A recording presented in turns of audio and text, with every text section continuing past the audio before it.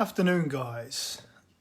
Okay, 6 highly valuable things we learnt for salons in 2021. Well, first things first, Happy New Year to everyone, each and every person that views this, regardless of the time. If you view a little bit later in the year, today's date is the 5th of January. I hope everyone had a wonderful Christmas and very best wishes for the new year ahead, 2022.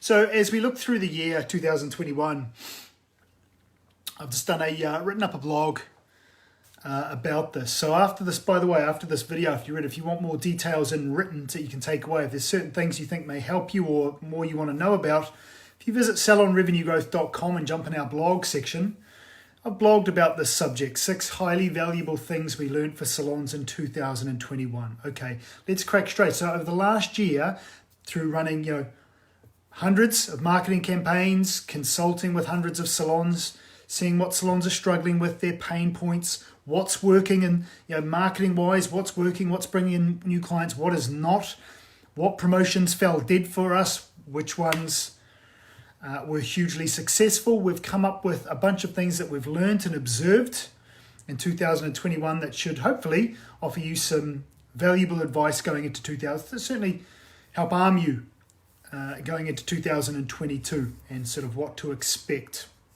So look, we know 2021 was hit with a lot more disruption. Salons didn't open their doors. Here in the UK, salons didn't open their doors until April. The first 3 months were in lockdown. I believe we were a solid lockdown for the first 3 months. It's just been so, I can't even remember. It's just been back and forth so much, but disrupted start of the year, slowly getting through things. Then the Omicron variant hit and a whole bunch of consumer unconfidence has hit again. And it's had a real effect on the hair and beauty industries. And we've noticed some real, changes in people's buying and booking habits for salons, skin clinics, barbers, practices, what have you, okay? So here are the 6 things that really stood out for us that we found across 2021. Right, number 1, customer reviews, specifically Google customer reviews, and strong Google social proof is now more important than ever.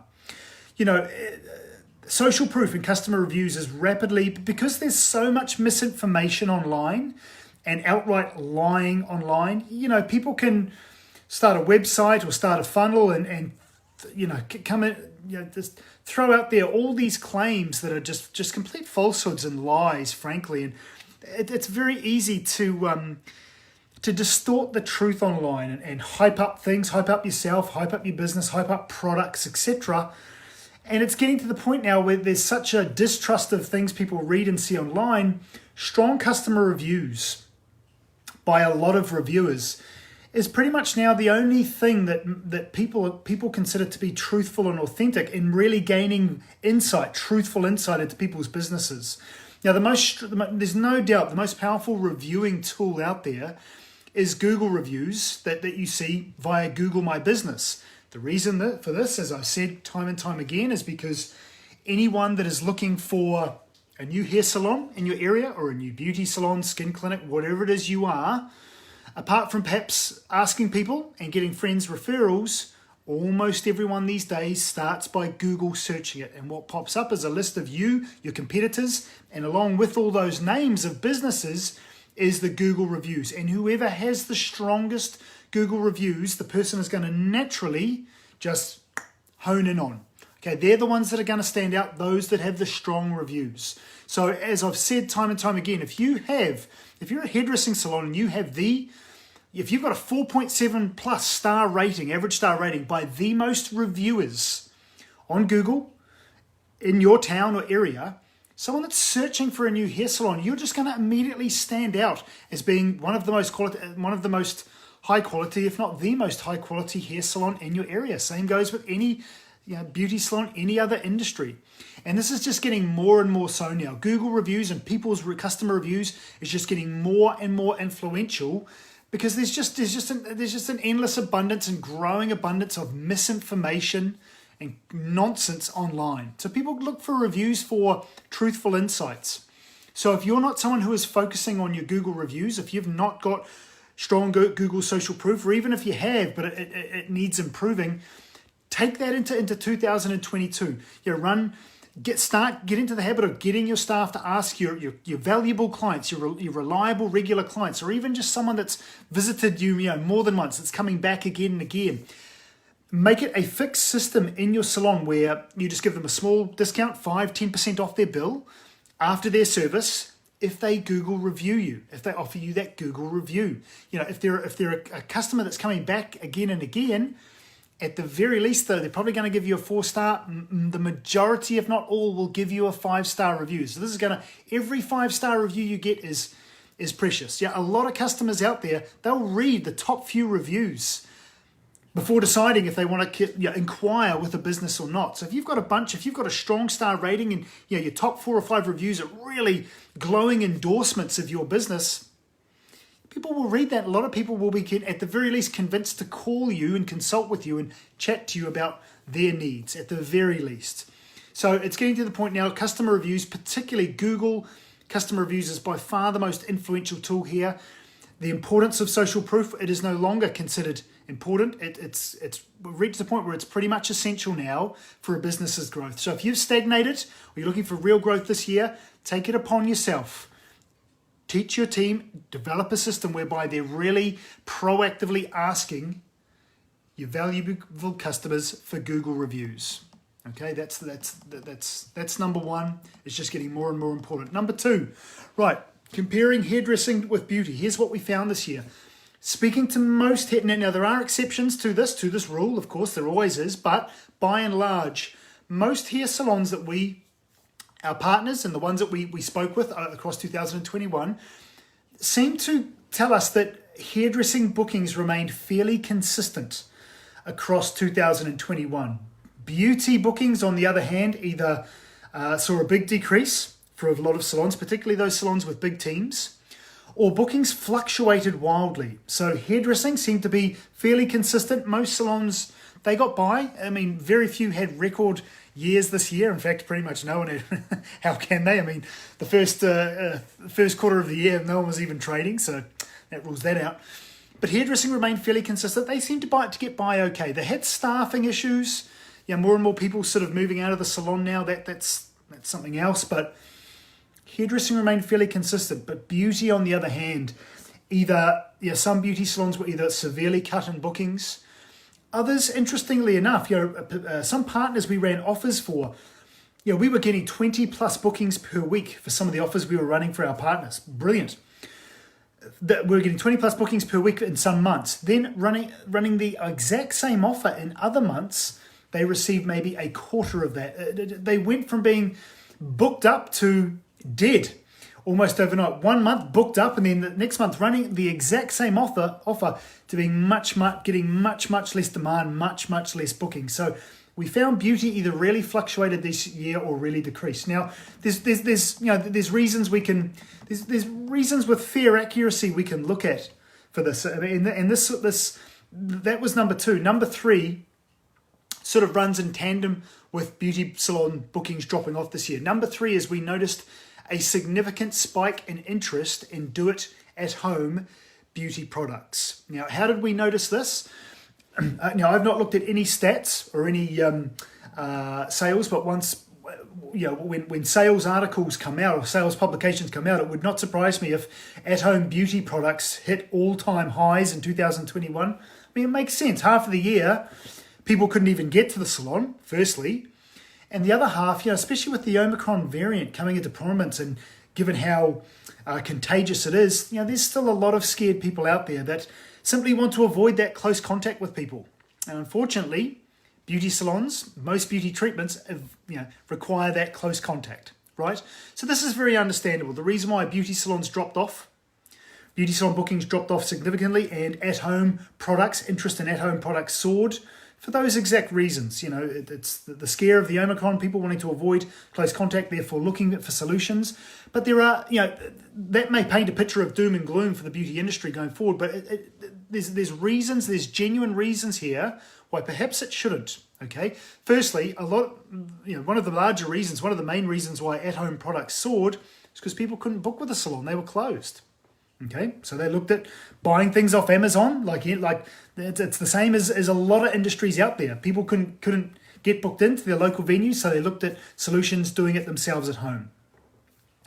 Most people, in my experience, certainly those that can afford it, will always prefer to get a professional in a salon do their beauty treatments for them. They want a bit of pampering. They want a bit of advice. They want to walk out of a salon feeling like $1 million.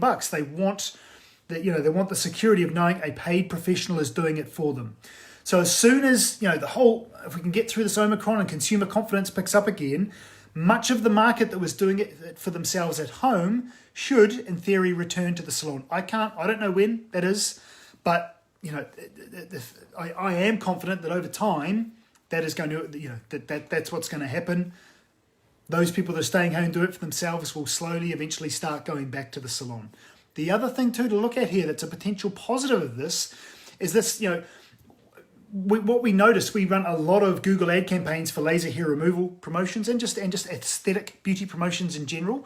And we see firsthand exactly what people are Google searching on their phones and computers that are triggering the ads that we run for salons. So we see in the beauty industry what people are looking for. And for things like laser hair removal and other different aesthetic treatments, we're noticing now in some campaigns up to a third or 30%, even some up to a third of Google searches are searches for people looking for do-it-at-home products.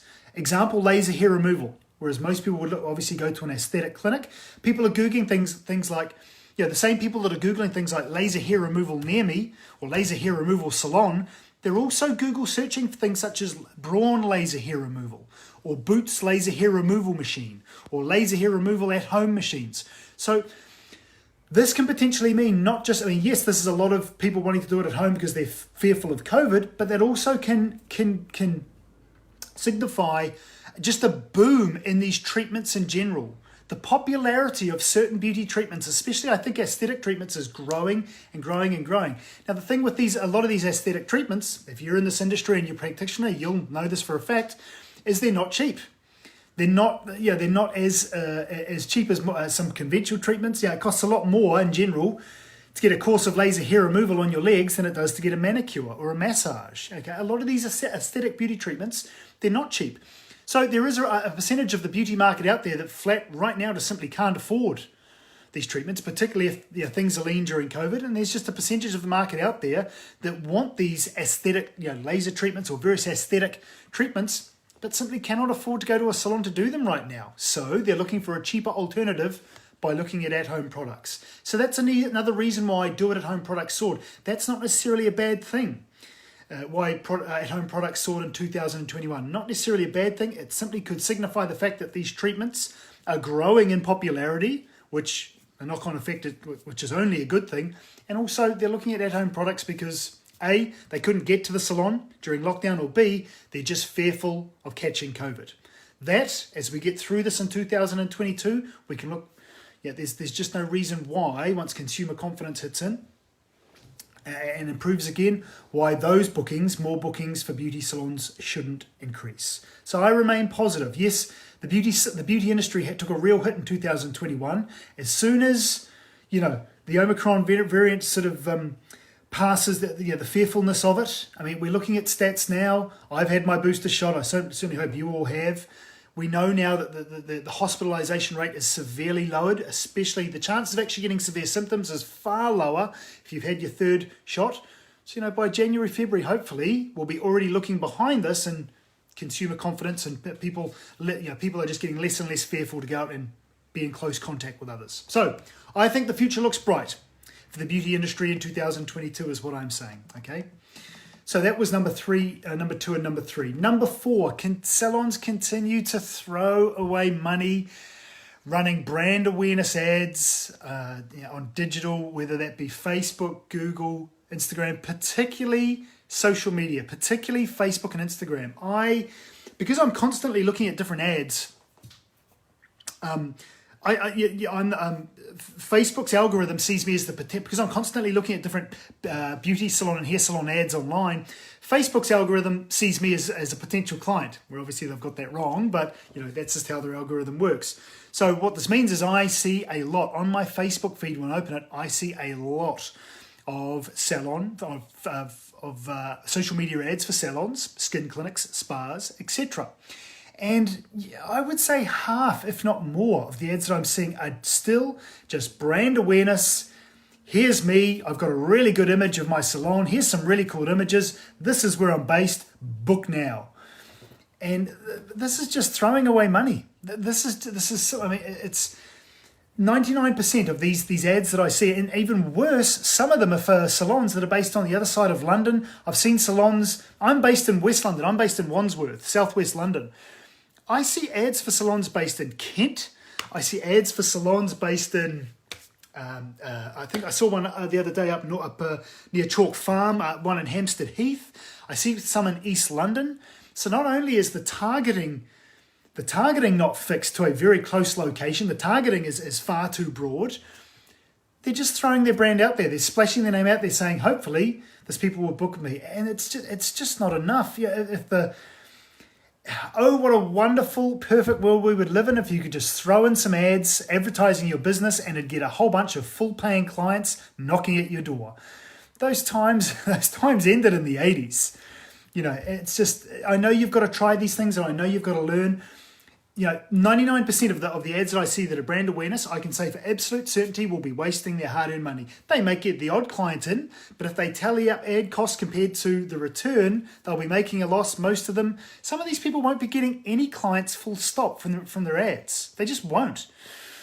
The 1% that actually do, these are those very rare businesses that offer a treatment that is in high demand right now, where they genuinely have no competitors close to them. If they're offering something that a lot of the market or a lot of their target audience is considering or looking at or needs right now, and they are the only one within a 10-mile radius that can provide it, that will get them interest in bookings. But in the hair and beauty industries, those cases are almost gone. They're very rare. Anything that you provide, unless you're in the middle of the countryside, anything you provide, if there's not something close to the same or something close to it within a 5-mile radius, it's very rare that this is the case. You've got to be honest with yourself here. So what am I saying? Throw away brand awareness. Start looking at direct response advertising. Come in with a killer offer. Sorry, I'm just getting messages through here. Grab people's attention with a killer offer and get them into the top of your funnel. Get them as a lead, then start warming up and have email flows in place. Reach out to them, start emailing them information, start warming up those cold leads until they're convinced and ready to book with you. Okay, it's going to be far direct. Coming in with an offer, a really good offer that grabs people's attention in a direct response manner is always going to get you a better return than brand awareness. On digital, particularly Facebook and Instagram, if you are currently spending money advertising your brand and it's not really bringing you the desired results, well, it comes as no surprise. Take a hit on the first visitor revenue, get them in with an offer, whack 50% off for a first visit with a minimum spend, or 30%, whatever you want to do, or maybe they spend so much you give them something for free. And at the very least, it's going to get you a better results than your brand awareness ads. Okay, number 5. What we found more and more so in 2021 is when you want to advertise an offer on a specific treatment, for specific aesthetic treatment or hair extensions or, something for just one specific thing. In most cases, Google pay-per-click ads are going to get you a better return than Facebook and Instagram. Simple reason is this. When you advertise on Facebook and Instagram, regardless of how much you target your audience, if it's a very specific treatment, chances are 5, maybe 10% of that audience. Now, you're looking for people that are actively searching or considering getting this treatment right now at the bottom of the funnel, okay? And in most very specific hair or beauty treatments, like aesthetic treatments, hair extensions or something very specific, it can be needle in a haystack stuff. Trying to find people that are looking to book that right now on Facebook and Instagram. I mean, if no more than 10% of your target audience on Facebook and Instagram are even interested in what you're offering anyway, to then try and find people within that 10% that are looking to book right now, so they inquire with you. It can be like sometimes trying to find a needle in a haystack. You've got to go through and you've got to get your ad on that, hundreds if not thousands of news feeds before you actually start to get bites, and that can be very costly. Okay, Google pay-per-click, by contrast, you can just simply keep your keywords very lean and targeted, so you're only spending money when people are actually actively Google searching for the exact treatment or service that you're offering. They Google search it, your ad comes up, you pay when they click on that ad. And because they're in the market, because they're actively searching for it and they see you've got an offer for it, at the very least, they reach out and contact you. Okay? Facebook and Instagram advertising can work brilliantly, but it's far more effective when you're running offers on much more mainstream treatments. Consider this. The best way of thinking of it like this. When you set your audience targeting and you're creating a Facebook ad, say to yourself, do 75% of the people that I'm targeting want this right now? Are they currently getting this service right now? And if you feel the answer to that is yes, then your Facebook and Instagram ads can go very well. Okay? If it's more specific, if you're providing an offer on a treatment that's more specialist, Google pay-per-click ads are the answer. Okay? Yeah, which is why, again, whenever we run social media ads, Instagram, Facebook, etc., for salons, we always recommend, rather than providing an offer on one fixed treatment, just provide instead a fixed reduction on your full menu. Okay, that is where you get the best results for your advertising on social media. Okay, and finally, number 6, if you're currently running leads capture ads, if you've currently got a system, you've got a funnel, you're taking your ads and directing to an offer landing page, people are providing their name and contact details in exchange for that offer, and they're becoming a lead. You're getting their details to you. When is the best time to reach out to your leads, and what is the best way? Plain and simple, call them as fast as possible. Pick up the phone, make a phone call. And I know this is not, a lot of hair and beauty owners are not going to want to hear this because you guys are not telemarketers. I know that. But the bottom line is this. When someone first becomes a lead, they are actively searching for what it is you're offering right there and then. It is on their brain. That little shot of dopamine has gone into their brain because they've become a lead, they've downloaded this offer, they're interested, they like the look of the offer, that's why they've taken action. Strike while the iron is hot. Give them a call as quickly as possible. If you have a business where you have a receptionist, you should be training them with a little phone script. Every time you see someone comes in as a lead, call them as soon as possible. Now, whether they pick up the phone, that's another story. But if they do, offer them value. I wouldn't run in with just, hey, I see you've got down one. I wouldn't go straight in with, hey, I see you've got one of our offers or one of our vouchers or whatever. When do you want to book? That can be pushing the gun a little bit. Remember, just because they've come a lead doesn't mean that they're sold on visiting your business just yet. Instead, reach out to them by phone straight away and offer your help. Hey, I see you've just downloaded our e-voucher. Great to see. Perhaps we can offer some help or be of some service to see if we can offer you some advice or value beforehand, before you book with us, or before you consider booking with us. What are you interested in? Or, if you're running an offer for laser hair removal, what was the reasoning for it? Get them talking about themselves, get them talking about their pain points, offer value, offer help, and then ask if they would like to book in. Okay? Provide a little bit of value.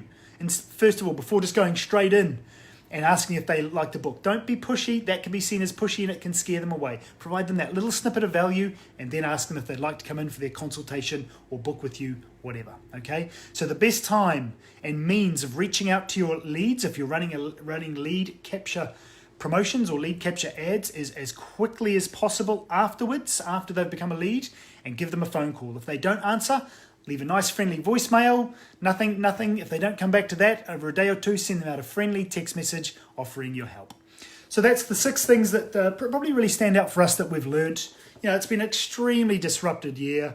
Just to go through, to summarize really quickly, your number 1, customer reviews, your Google social proof, your Google customer reviews are more influential now than ever. They are no longer important, or they are no longer a valuable tool to grow your business. They are essential.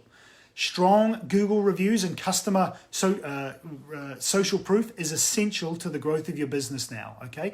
Number 2, while hairdressing bookings in 2021 we found remained fairly consistent, beauty bookings either struggled, decreased, or fluctuated wildly.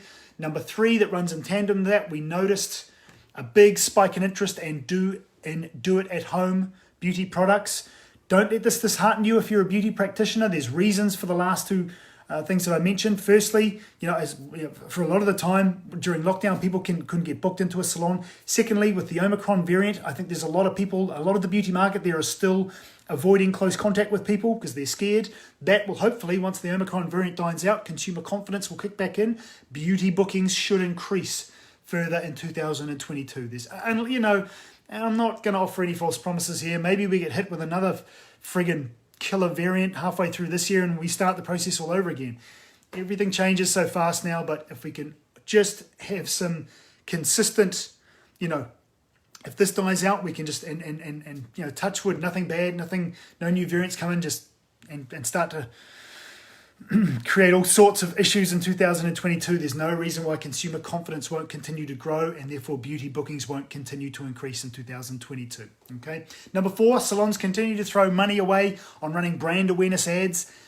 Forget the brand awareness. Stop thinking you can just put your brand out there and pray that people are going to book. You're living in a fantasy world. Even if you are getting bookings, you're going to get a lot more bookings with a killer offer that gets them into a funnel.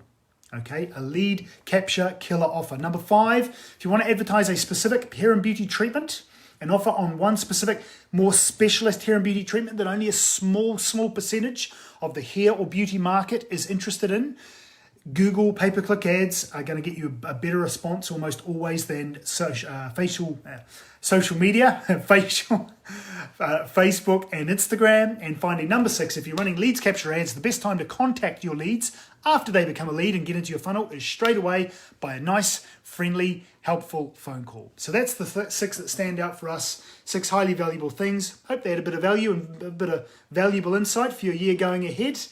I think I've said enough. Wishing you all the best for the year ahead. If you want to know anything more about these 6 that I've gone through, you want any further advice, or you want to book a strategy session and see how we could get your year off to the best possible start, jump on private message or jump on salonrevenuegrowth.com, hit book a chat, fill in the form, and we'll be in touch. Okay, bye for now.